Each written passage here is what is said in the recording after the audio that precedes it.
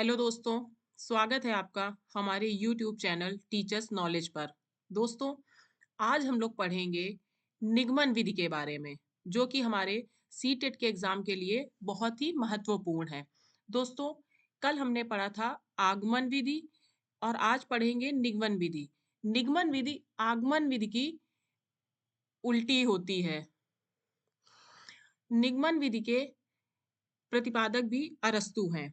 आगमन विधि के प्रतिपादक भी अरस्तु हैं और निगमन विधि के। निगमन विधि या विधि नियम से उदाहरण की ओर चलती है।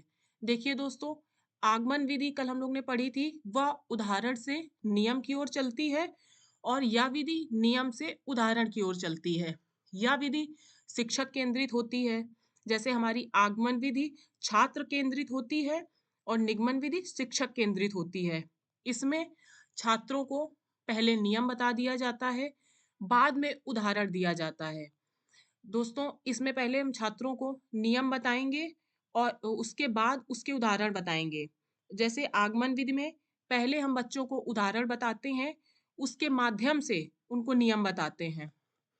इस विधि में यह विधि सूक्ष्म से स्थूल की ओर चलती है और हमारी आगमन विधि स्थूल से सूक्ष्म की ओर चलती है। यह विधि अज्ञात से ज्ञात की ओर चलती है और आगमन विधि ज्ञात से अज्ञात की ओर चलती है। यह अमूर्त से मूर्त की ओर चलती है और आगमन विधि में हम लोग ने पढ़ा था कि वह मूर्त से अमूर्त की ओर चलती है। यह विधि सामान्य से विशिष्ट की ओर चलती है और हमारी आगमन विधि विशिष्ट से सामान्य की ओर चलती है। इस विधि की भी कुछ विशेषता है।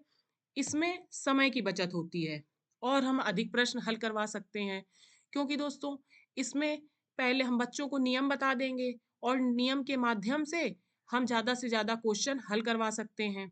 और आगमन विधि में पहले बच्चों को उदाहरण बताते हैं, फिर उदाहरण समझा उसके माध्यम से हम उन्हें नियम बताते हैं, तो उसमें समय ज़्यादा लगता है। यह विधि हमारी समय की बचत करती है।